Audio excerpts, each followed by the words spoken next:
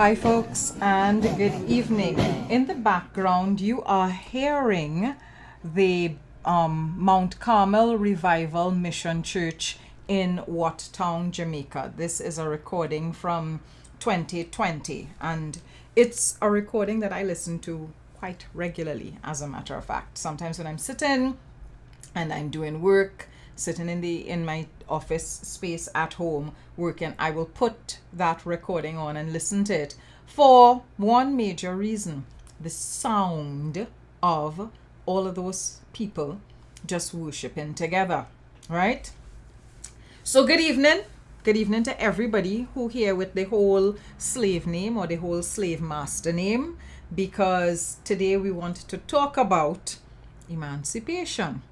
And the thing that I want to be focused on is not negativity, but a whole bunch of positivity. And so that's why the program today is titled "We're Going to Be All Right," or "We Will Be All Right."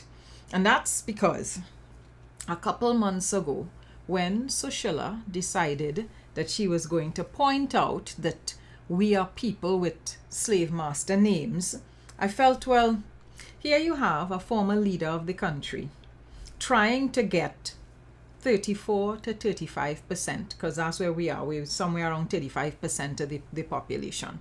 Trying to get 35% of the population to be focused on their Africanness and their blackness as if it's a negative thing, as if it is a sight of shame. So I was annoyed at first. I was a little bit angry at first when I heard the statement from her. But then when I say at first, I mean like for like all of a hot second. But then I said to myself, there's too much taking place here. This is how she is. This is what she does. This is the norm with Sushila. So it's not for me to get upset about Sushila being Sushila. Rather, it is for me to, at some point in time, sit down and have a conversation with you all about what being African in the Caribbean means, and why having your slave master name is not something that you need to dwell on as a sight of shame at all, because having that name meant that we survived and we triumphed and we got here to this point.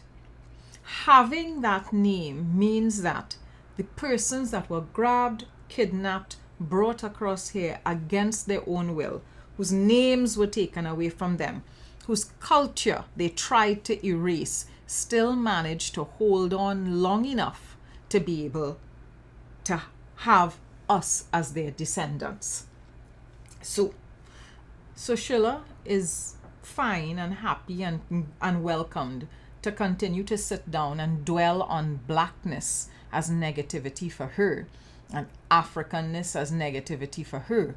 But today we're going to be looking at blackness, Africanness as positive things for us. And we're also going to be spending a significant amount of time talking about all of the things that we retained and we kept. So I'm seeing folks saying that it's sticking every so often on Facebook. So go over to YouTube. Go to the YouTube channel. This is one of the reasons I said to you all, please click like and subscribe and follow on the YouTube channel, because YouTube is likely to be a little bit more stable from time to time. So let me say, it's still sticking on the YouTube end as well. It's giving trouble on the YouTube end. Hi Vienna, hi Candice. Let me hail out some folks. Hi Janelle, hi Paulina, hi Vonette, hi Veronica, hi Bernadette, hi Pauline. Who else? Kareem Hollingsworth, Sule Sampson, Marva James, Claire Irish. Hi, good evening to all of you. And just give me a sense of whether it's running smoother now. Hi Melka, good evening. Hi Joy Ragunanan, good evening.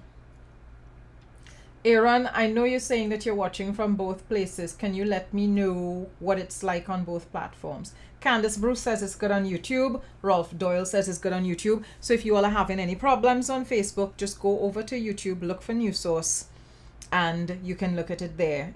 It apparently is running smoother there. Right, so Sule Sampson says it's not sticking on YouTube. Good, excellent. Right, so we inside, all are inside. And what is even better, my guest is inside. So much so, Lovell is still there? Let me kick Lovell out. Lovell looked like he freezing. Right, my guest was inside. I just kicked him out. We were having a really nice chat. We were having a nice chat in the green room before things started. And we were talking about his experiences in South Africa and what was going on with him in South Africa. Okay, nice. He's back in. Right, this thing. He's in the green room. Lovell, I'm not seeing you. Right, I'm seeing you now. Good. Right, so there are a couple things I wanted to talk about. Or rather, there are a couple clips I wanted to look at. And maybe, yes, I should still look at those clips. And we should still have that conversation. All of you here know the movie Black Panther. I know all of you know the movie Black Panther because everybody in Trinidad went and watched the movie. And they went and watched the movie several times. Now, there are a couple of things from Black Panther that really resonated with me as a student of history and as somebody that has studied culture and has focused a lot on African retention in not just Trinidad and Tobago, but in the Caribbean. So we're going to look at one or two clips, and then after that, I'm bringing Mr. Man on so we could have a conversation. So let's start with this clip first.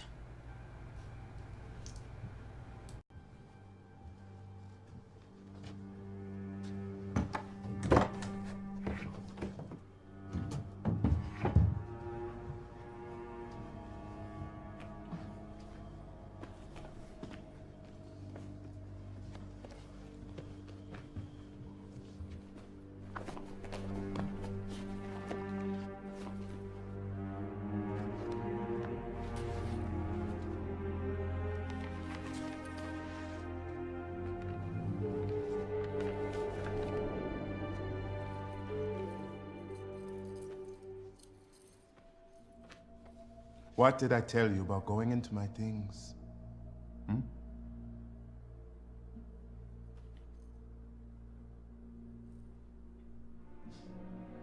What did you find? Your home. I gave you a key, hoping that you might see it someday. Yes, the sunsets there are the most beautiful in the world. But I fear you still may not be welcome.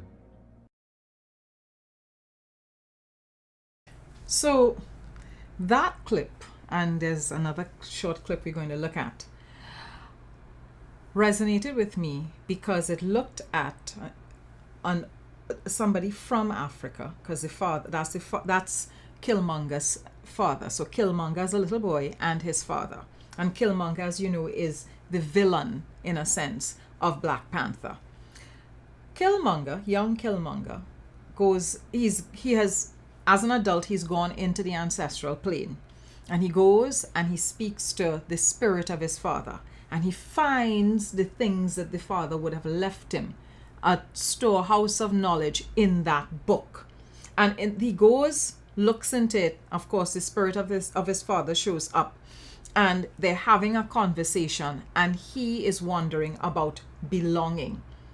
That clip focuses a lot on disconnection. Killmonger having been disconnected from his family, from his roots in Africa. And then, of course, when he comes out of the ancestral plane, he's so annoyed and angry by what he was able to see in the ancestral plane that he decides to destroy all of the flowers that allow you to be able to enter into the ancestral plane.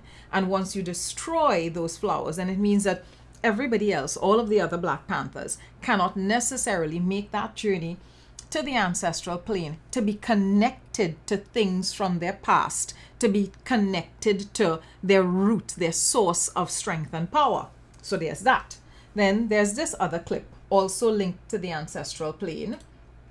Let's take a look at this one. T'Challa. Wake up, T'Challa. Wake up. Jan.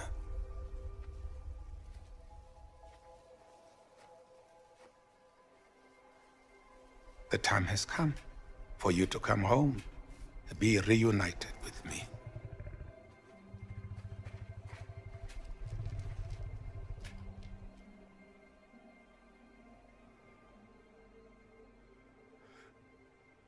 Kuba, why didn't you bring the boy home? Why, Baba? He was the truth I chose to omit. You were wrong to abandon him. And that there for me. King T'Chaka saying that he was the truth I chose to omit. And then T'Challa saying you were wrong to abandon him. And further down in the clip, just a couple seconds down, he says, I am going to right the wrongs of the past. Now, the reason I wanted us to look at those clips and use those clips to kind of center us in the conversation this evening is that this evening we're going to be talking about what we've lost and what we have, and the responsibility and the roles we have of using the tools that have always been here for us, that our ancestors would have given to us, using those tools to wrong the hurts of the past and move forward so that people like Sushila cannot turn around and attempt to hurt us with things like your slave master name, right? So, hey, where my guests? Lovell, this is the point where I wanted to bring you in. Come, Lovell, call back in. Maybe he's having some problems with his internet. But while we're waiting for him to come back in later on in the clip, you have Chadwick Boseman making sure that or later on in the movie, you have him making sure that the things that are indigenous to Africa are shared out to the, to the diaspora and the rest of the world to be able to strengthen them. We don't necessarily have a Wakanda. Wakanda does not exist. Wakanda is a fictitious space. But what I want us to discuss here this evening, especially with the help of Lovell, who is much more knowledgeable than I am when it comes to these things, I want us to discuss the tools that we have, the gifts that we have, that we may not be 100% certain that we do have to use to strengthen us as we are here.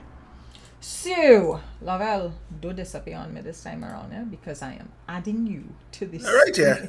Good. Hello and good evening. Well, it's midnight by you, right? No, it's actually morning, so happy Emancipation to you and yes, happy everyone Emancipation. listening. What time in the morning It's is it? 1:15 in the morning. Oh my goodness. It's 1:15. Okay, I'm sorry It's to have you up 1:15. so late, Lovell. Well, I'm not sorry at all.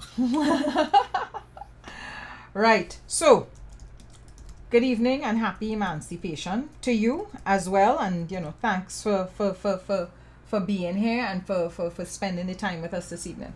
So I want it to be a kind of freewheeling conversation about retention, the things we have retained, the things we've managed to hold on to. And I should remind viewers who are here, you are currently already you've gotten your credentials, and you are the High Commissioner to South Africa for the government of the Republic of Trinidad and Tobago now, yes? And Zambia. Right. And Mauritius. Mm-hmm. And Ambassador Extraordinary Plenipotentiary to Zimbabwe. So I have 4 hats at the point. So it's South Africa, Zambia, Mauritius, and High Commissioner to South Africa. Uh-huh. High Commissioner to Zambia. High Commissioner to Mauritius. But Ambassador to Zimbabwe, because they are not part of the Commonwealth at the moment. Okay. So tell us, what's it been like the first couple months, and then we'll get down into the retention talk. It is interesting. It is different. It is not, we have a very metaphysical understanding of Africa, and oftentimes not a real understanding of what Africa looks like. The first day I got here was a Wednesday, and the first thing I did was to put up on Facebook a picture of the surroundings I found myself in. And people in Trinidad were surprised. I don't know if they expected me to be in a hut, wearing a grass skirt, running from a lion or something. They were amazed. As I was just discussing with you before we started, those people who use these foolish terms, first world, third world, so on, if you come to South Africa, this is what, quote unquote, would be referred to as a first world country. It just has a drastic history of inequality, which is the main problem it faces. Right. But its infrastructure is first class, its roads are first class, its healthcare is first class. Almost everything is first class. The only problem it really faces, or the main problem it faces, is that lingering legacy of apartheid. So it is interesting seeing a country that has this dreadful history trying to find its way basically just 3 decades after freedom. Their emancipation was 1994. So they are very much closer to that difficult history than we are to ours. So they are going through the early phases of trying to move through that process of emancipating themselves.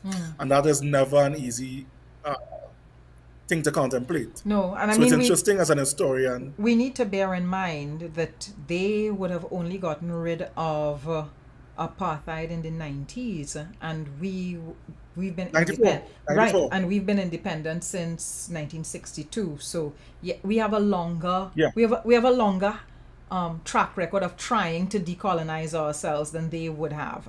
We have a longer history of legal freedom and a longer history of political freedom than they have. Yes.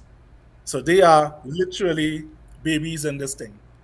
And I'm literally looking at them trying to sort themselves out and trying to find their way through this.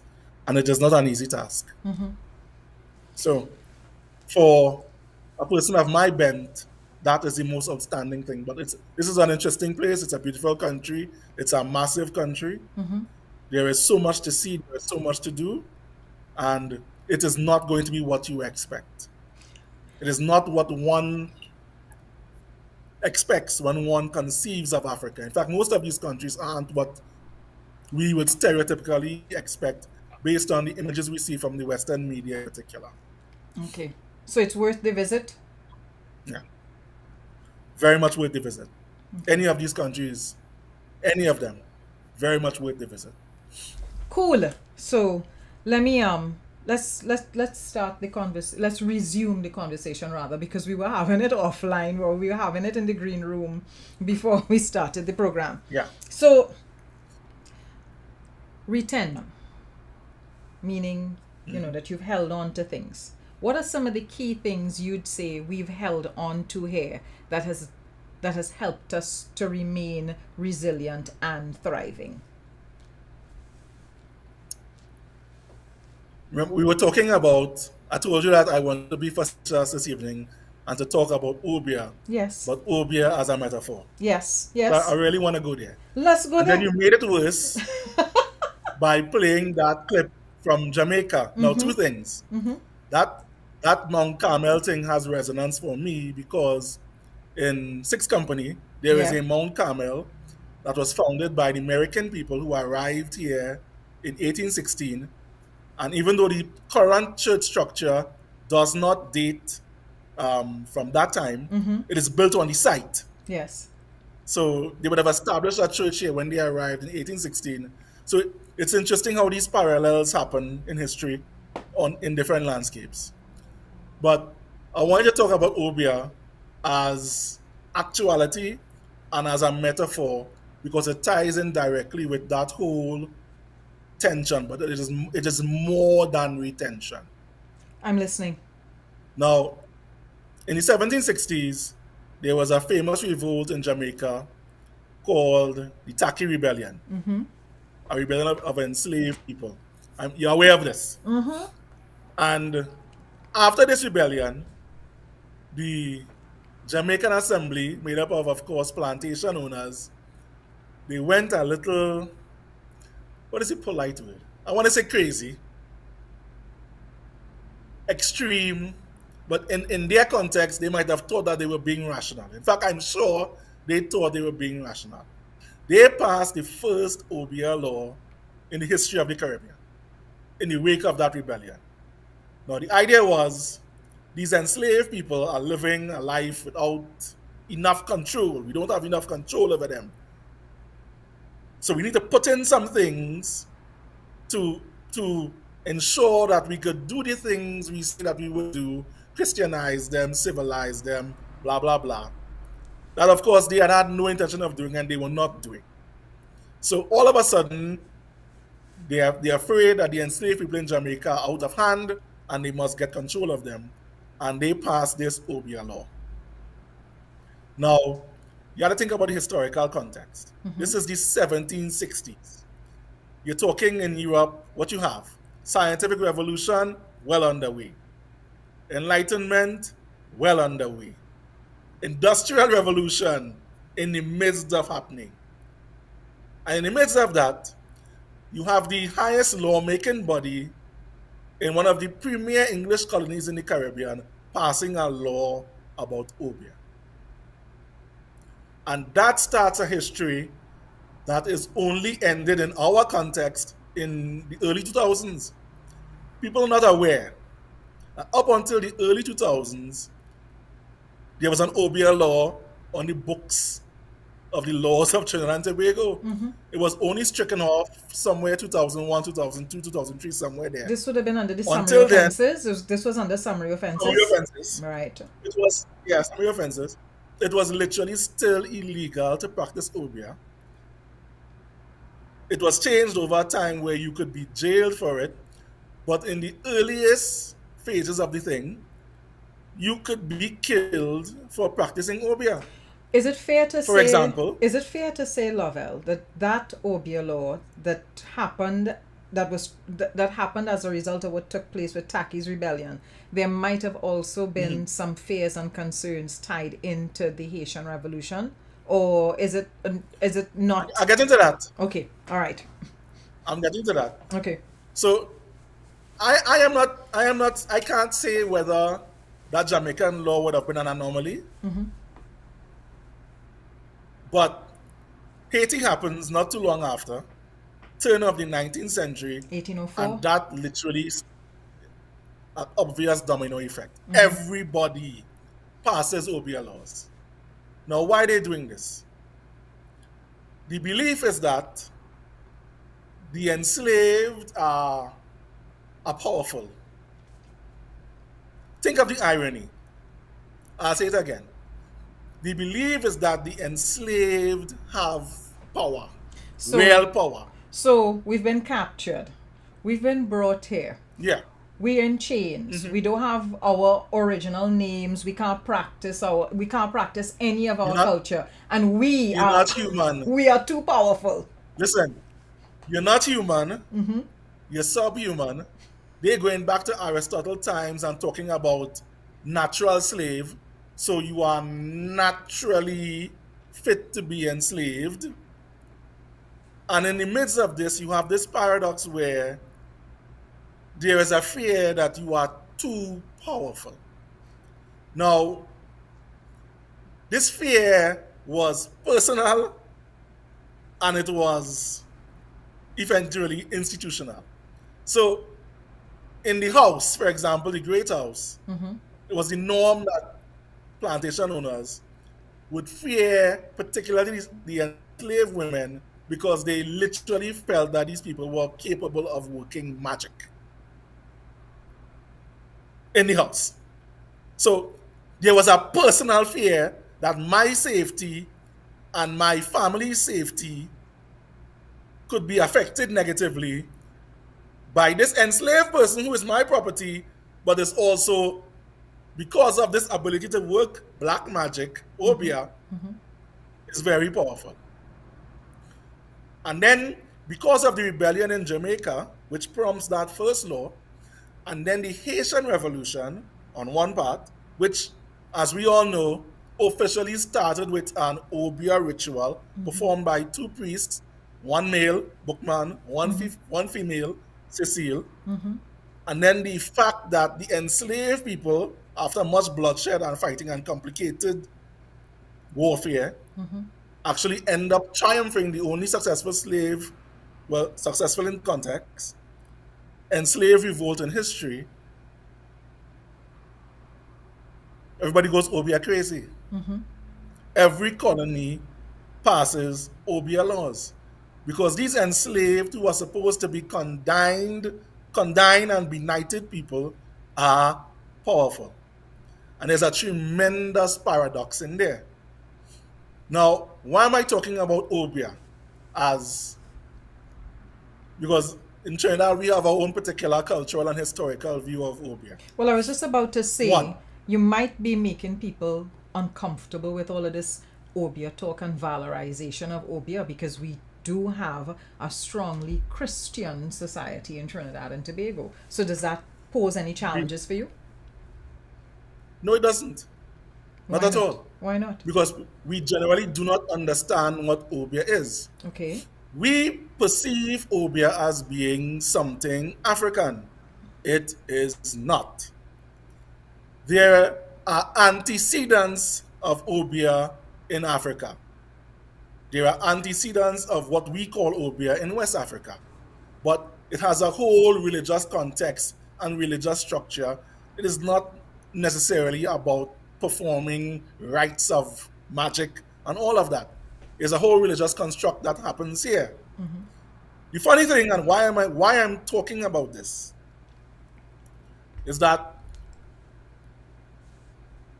it is not just cultural retention.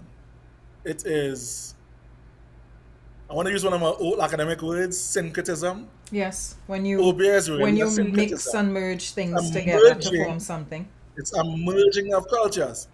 You take some people from one continent and you transport them all the way around the world, and you try to strip them of their culture. And to some extent, you succeed. You try to strip them of their identities, and to some extent, you succeed. But if you remember your poetry, which I and you did in UWI way back in the day, nature abhors a vacuum. If you try to destroy a culture, on one hand, and on the other hand, you do not replace it with anything else viable, which they did not. All that talk about, we are going to Christianize you, we are going to civilize you akin to a Eurocentric context, they really made no effort to do. They were just interested in working people to death. So there was no interest amongst the plantocracy throughout the Caribbean, throughout the Americas, in doing any kind of cultural replacement to replace the culture they were trying to destroy. But if you do that, you're going to leave a vacuum. I think and then people are going to create their own thing. Correct, because I don't think that many people are aware that the first time there was any real interest in bringing religion to persons of African descent in the Caribbean was in the 1800s. Prior to that, yes, prior to that, concern. There was no concern at all because, of course, we weren't concern. human, so we didn't have a spirit, right? There was no interest. There was no interest. It was only when they realized. It was only when they realized the system was close to its end, and they wanted to drag it on a little longer. They started considering marriage as a custom, considering religion. Before that, they had no interest. So I want to make sure the audience So is clear on this. I want to make sure the audience is absolutely clear on this. We first would have started importing West Africans into the Caribbean in the early 1500s. Am I correct? Early 1500s, thereabout. Yep. Good. And from the 1500s to the middle of the 1800s, thereabouts. Let me add one thing. Sure. Add one thing. Sure. Even in Trinidad, Even in Trinidad, which was late to the whole enslavement game, because we 1783. only become a major enslaved colony It's from after the 1783. Cedula of Population. 1783. In the 1500s, you have Antonio de Cedeño bringing enslaved people to Trinidad. You have Juan Ponce de Leon, Juan Trejo Ponce de Leon, Ponce de Leon's son, 1569, brings enslaved people to Trinidad. So even though we were not a major colony where sugar production was happening, with a large enslaved African population, there were enslaved people here since the 1500s. And we would have been practicing our own religious systems up until the 1800s. Do I have it clear? Yeah. Right. Yeah. Good. So what you do, you bring people here, you try your best to destroy what they had, you do not replace it with anything that is maybe more amenable to you. What they're going to do is to take some of theirs, And some of yours. some of yours that they could glean, and they put them together. So I want to make the point very clear. Obeah, as we know it in the Caribbean, however you conceptualize it, is not an African thing. It's a thing in the Caribbean. It's a thing from the Americas. It has many different names throughout this region. You go to Haiti, they call it voodoo. You go to Cuba, they call it Santeria. It is the same thing. You go It's to a Brazil, they call syncretism. it candomblé. Yep, candomblé. It is a syncretism made up of some of what is retained from Africa, some of what is gleaned from the Caribbean, and they create something new. The ironic thing in all this is that the something new that they create probably ends up being more dangerous to the slave owners, to the plantation owners, because they truly believe it. They believe it. They believe that the African enslaved have this ability. They believe that they have this power. They believe that power makes these Africans who are supposedly subhuman, inhuman, of less value than a horse. All of these things that they believe, at the same time, they believe these people are powerful. So we need these legal structures in place, and we need harsh punishments in place because of this ability that they have. In Trinidad, during the Picton regime, people would be hung, chopped up, their heads stuck on spikes or stuck on posts, and their bodies burnt for practicing obeah. Such was the real fear of this supposed power of enslaved people. So why is it important to you, or why are you positioning obeah with this whole business of retention and strength and it is not just obeah the thing, it is obeah as a metaphor, meaning it is not just what we retained from Africa. It is not what people of African origin brought from Africa with them.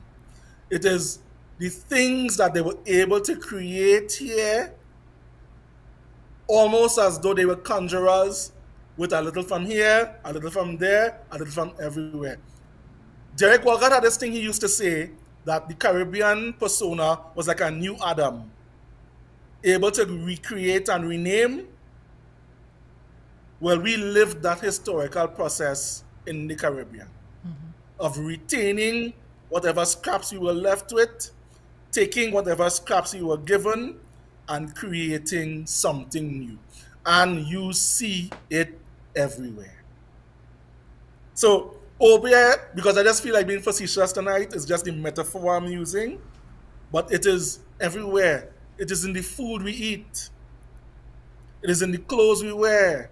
It is in the wide array of music we've created, from jazz to calypso to soca, you name it. R&B, even in the modern incarnation, hip-hop, dancehall, reggae. That ability to take a foundation from West Africa, to infuse it with influences from the Caribbean, to take things from even other cultures and to make them into something cohesive that is functionable, that is workable, is the real ability. So it is not just retention. Correct. Retention is only one of the equation. So I want to jump in here because the reason I started the program with the song from the church, the Revivalist Church in Jamaica, just now pulling it back up on YouTube here. So the Mount Carmel Revival Mission Church in Jamaica, is that there are a couple of things in there. You have this group of persons, and perhaps I should put the video back on. Let me just put the video back on, Lovell, right? So I've taken us off the screen, I've taken you off the screen too. And I just want to talk to something here. So you have these persons singing and moving in unison. You have the colors, you have the stamping of the feet, you have the harmonies. Let me just raise the volume a little bit.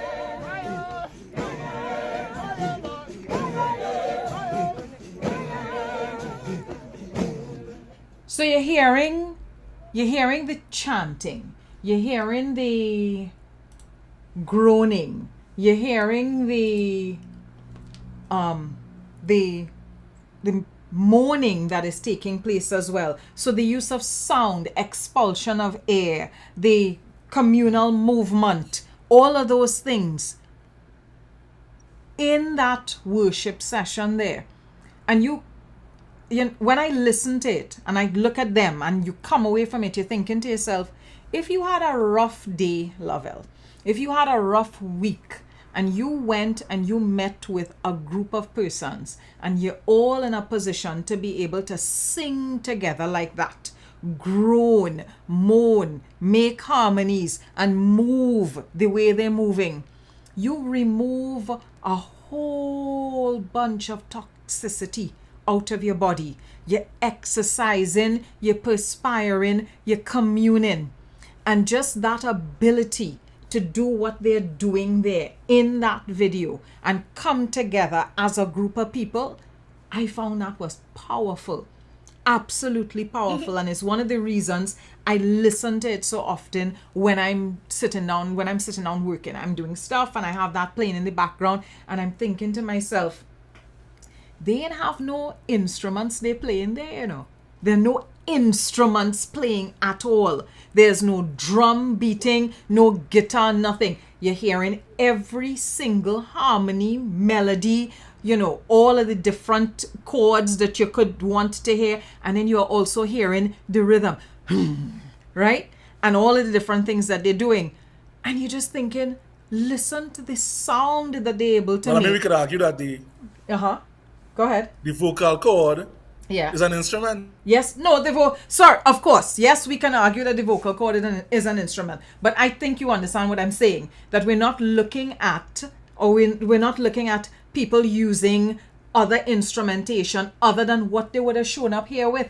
Right? So you have people who would have shown up here with nothing at all, stripped of absolutely everything, and still able to do what they're doing only with their voice. I figured that was going to happen, you know. I knew that was going to happen. But don't worry, he'll be back. He'll call back in. But so I'm here with you guys, you know, until Lovell calls back in. You're listening to people using just their voice and using their vocal cords and using their body and using, you know, the stamping of the feet, all of those things to be able to create a kind of musicality and a whole cathartic experience that allows them to connect and also to purge themselves of any of the things that they need to purge themselves of. Right, there we go. You're back now, and I can add myself a Back prayer. again. Yes, And I know, we're likely to have some connectivity problems. I don't know if you know, but, people cutting cable and cutting copper wire and all kind of nonsense. So, I've heard. right. Nice to have you back. So the reason I started with that clip at the start of the program was to draw people's attention to the use of sound, the use of movement, the use of rhythm, and the use of colors, right? Because they use a lot of colors, and the colors are very symbolic. And these are people who are descendants of people who came here with nothing. And they make that, and they make that right here. So I was glad that you raised the point about syncretism, because syncretism is something that I talk about all of the time, and its value and its importance, because there is a lot that we do here in the Caribbean that has echoes of Africa, but it wasn't made in Africa. It was really and truly designed here. And I think the ability to use what we remember from Africa, but the materials that we have here to create something that is hugely important. And we should never forget that we always have that potential to remember things and to use the current material to create something. So let me let you get back to talking about Obia in a metaphorical way. Well, basically, I sort of made the argument. And the argument is, I mean, I am from Muruga, and we have that stigma of being an Obia community. Yes. But it really is something that we don't understand. And even those people who are Christian, who have difficulties contemplating Obia or discussing Obia, need to at least understand what it is. It is not an African cultural construct. It is a Caribbean cultural construct. And part of its foundation is Christianity. Correct. There is no way around it. So even if you have a distaste for something, it does not prevent you from understanding what it really is. Understanding is just... Ooh, he's stuck again. I feel like I'm going to have to kick him out again so that he will come back in. We really have been having, quite a time. While we're waiting on... there he is. He's back in. Right. Just now. I'm just waiting for him to come up properly on the screen.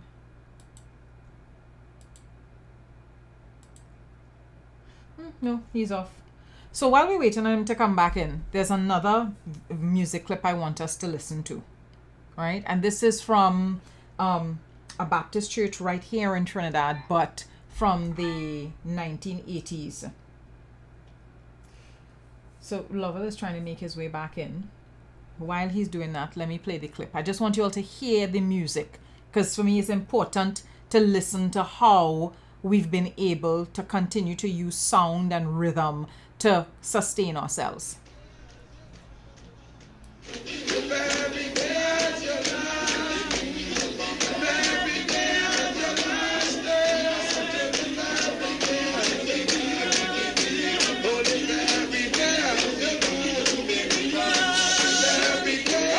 So if you're listening clearly, you'll be hearing how the different voices, the harmonies, the melodies, as well as using the voice as percussion.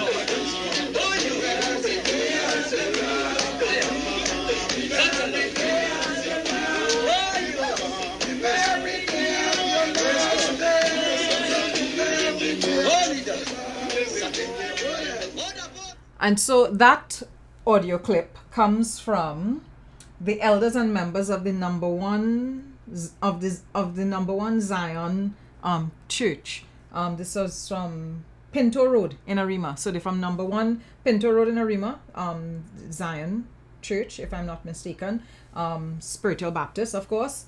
And that is from Teacher Ina's Thanksgiving. And I have to thank Nigel Clement. I think he's on the live here, for allowing me use of that audio clip. He would have located the clips because he has a bunch of historical recordings of Spiritual Baptist Puritans. And I reached out to him and asked, can I have a couple of these recordings, because I want to be able to play them for people to hear.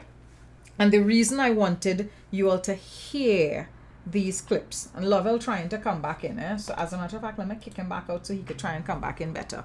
It's all to do with the connectivity. The reason I wanted you all to listen to these things is to understand that there is a lot that we don't think about on as tools, as ways to strengthen ourselves that we have here on a regular basis. So there's a lot of trauma, there's a lot of pain, there's a lot of discontentment that we have to cope with on a daily basis. Some of it to do with our situation here as former enslaved peoples. But we have ways of sustaining ourselves. See, Mount Zion number 1 Spiritual Baptist Church, Pinto Road, Arima. Thank you very much for that clarification. So Lovell is back in. I'm going to put him back up on the screen. Hi, Lovell. Nice to have you back. Try and stay with us. I'm back. Try and stay with us now. Try and Internet stay is with giving us. us a bad time. No, Bad time tonight, I but feel you just don't want to be shall around me. proceed. I feel you just don't want to be around me this evening. Say that now. Say you really want to spend time with clearly me. not the case. Okay. I know, one of the interesting things about emancipation that we don't discuss enough, Yeah. this is not to get away from the larger issue we're discussing, is that in 1838, people were expecting rapine and bloodshed and catastrophe in the Caribbean. Yes, And they thought black people all would have of run those amok. demands- They thought black people would have run Run amok. amok. They thought mash up the place, kill what everybody. they thought what they did to black people for 400 or however many hundreds of years, black Would people have was been going to do reciprocated. exactly. They thought we were going to do to them what they did to us. People literally just went about their lives.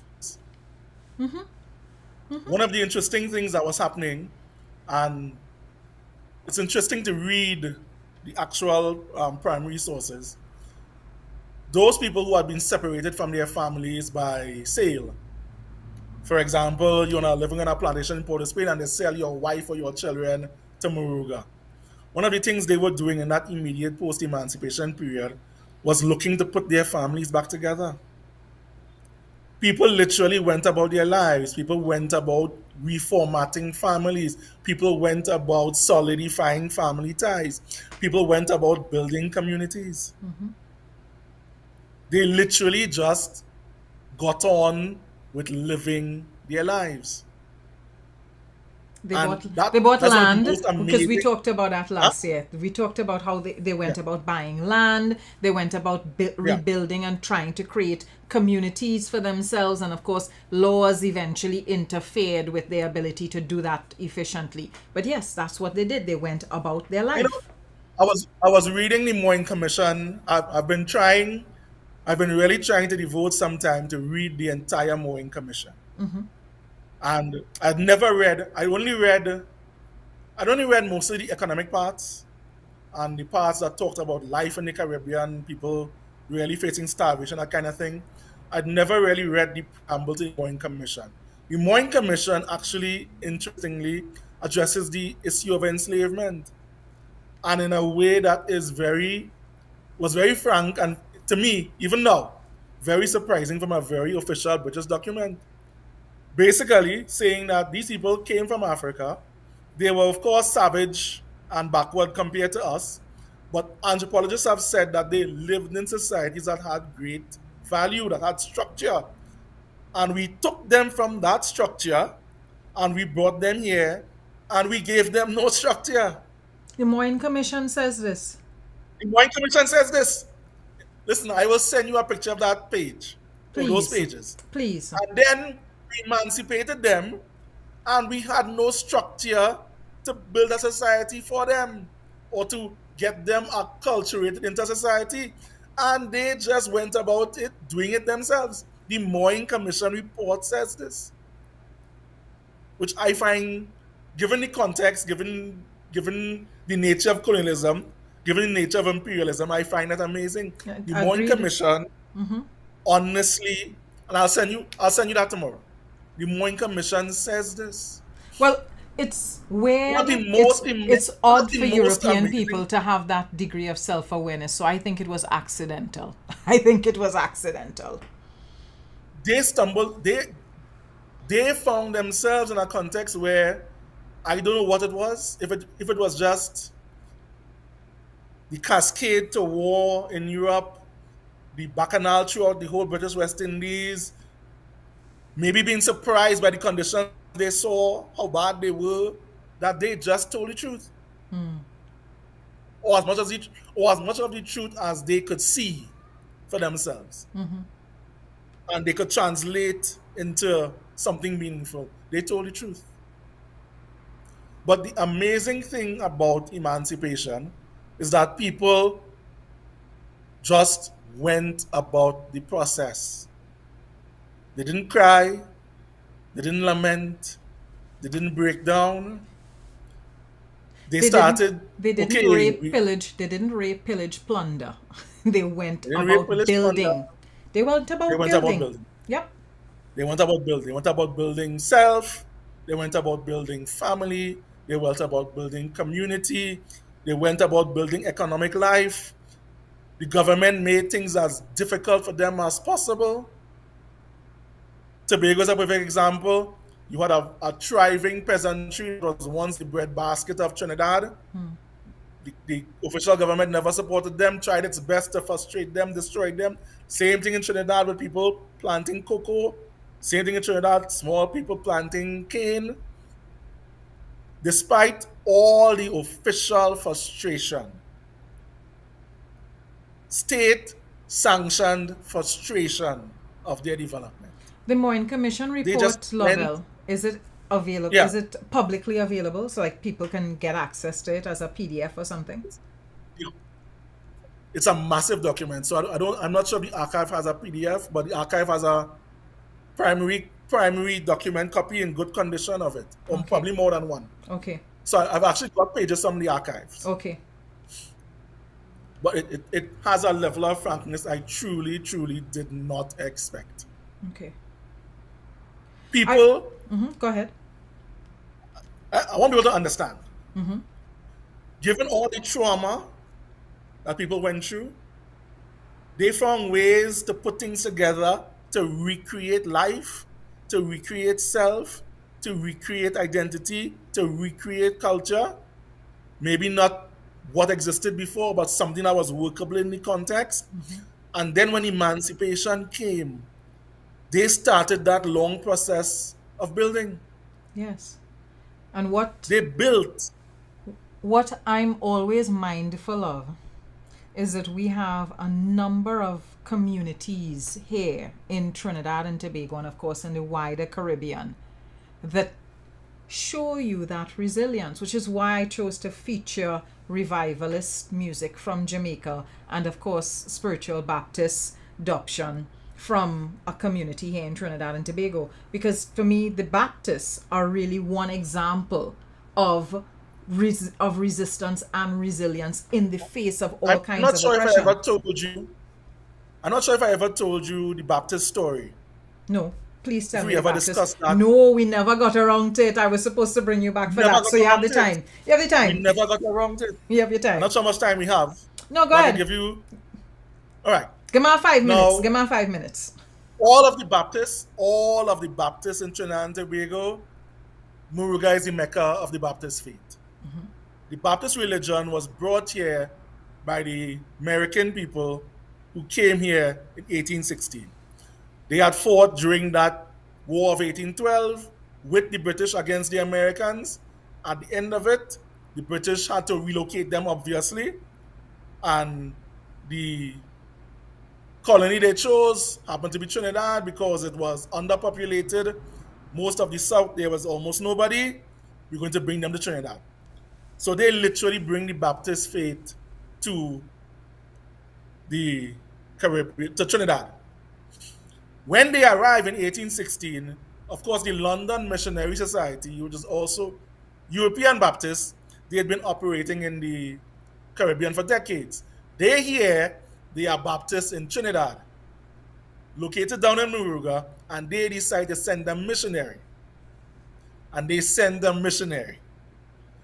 And he encounters these Baptists, and they literally have their own culture war.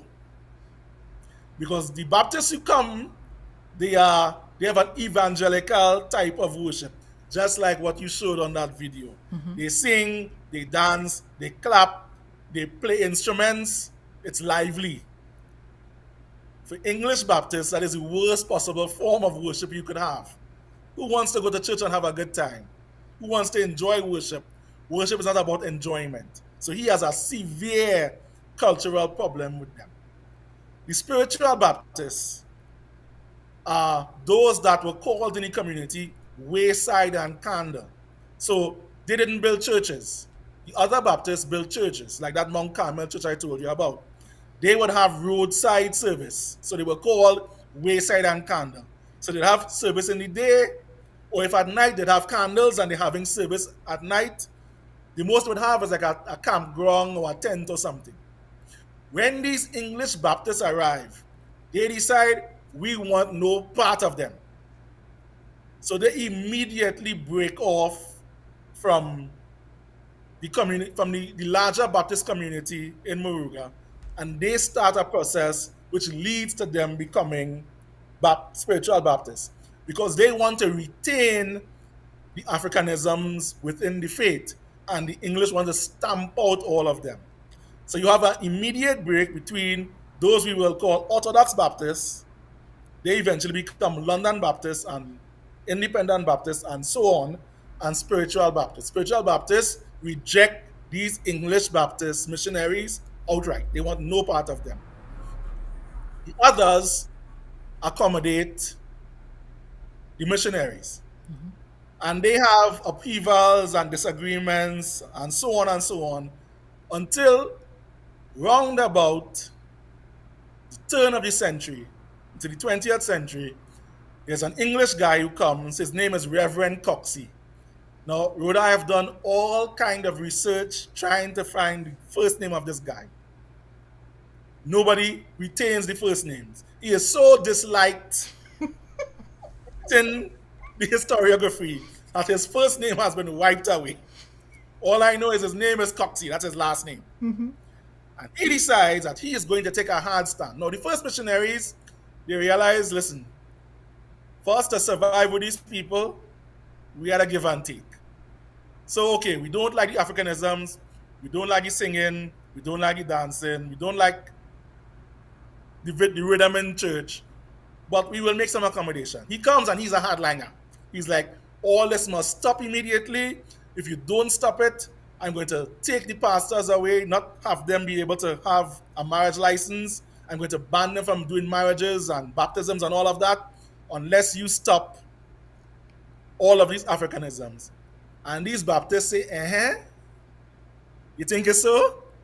This is not slavery, partner. And they literally break away. And that's where the Independent Baptists come from.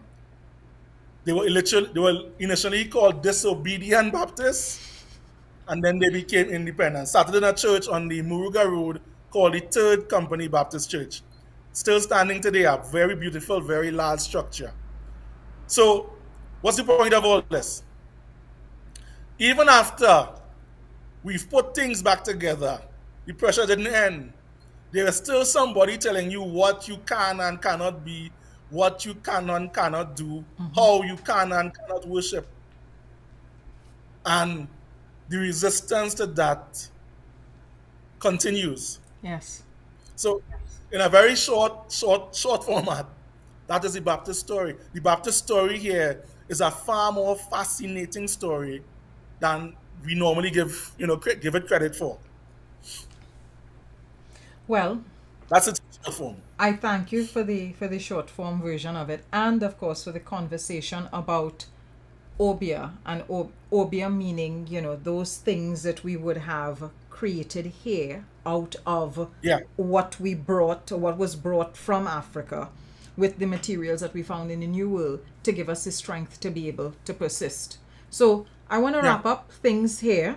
At this point, I want to thank you, Lovell, for taking some time out of your schedule and being up this hour of the morning to talk to us about history, about retention, about syncretism, and about how resilient we can be as a people for emancipation. So thank you so much for your time. It's always a pleasure. And for your knowledge. and we will pick up. Don't forget to send me the Moyne Commission information. If you send me just the screenshots of those pages, I'll put them up for my listeners to take a look at as well. No problem. All right. Take care, Lovell, and we'll be in touch soon. All right, cheers. Yes. Cheers. Enjoy the rest. Happy Yes. Emancipation. Thank you so much. Bye. Bye-bye. So that was the High Commissioner of, oh my goodness, our High Commissioner to South Africa, Zambia. I've forgotten the other two places, a number of places. I hope you all enjoyed the session. It was meant to be easy, freewheeling, some discussion of history, some discussion of our strengths, some discussions of the things that help us to be who we are, what we are, and that help us to continue to persevere. I am taking a couple weeks off. I will return around Independence, and you'll have yourselves a good time. Happy Emancipation tomorrow. And remember, you have everything you need. You have all of the tools that you need to be able to survive, to be able to persist, to be able to thrive. So don't let other people tell you who you are. Walk in your knowledge, walk in your strength, walk in your power. Bye, folks. Have yourselves a good evening.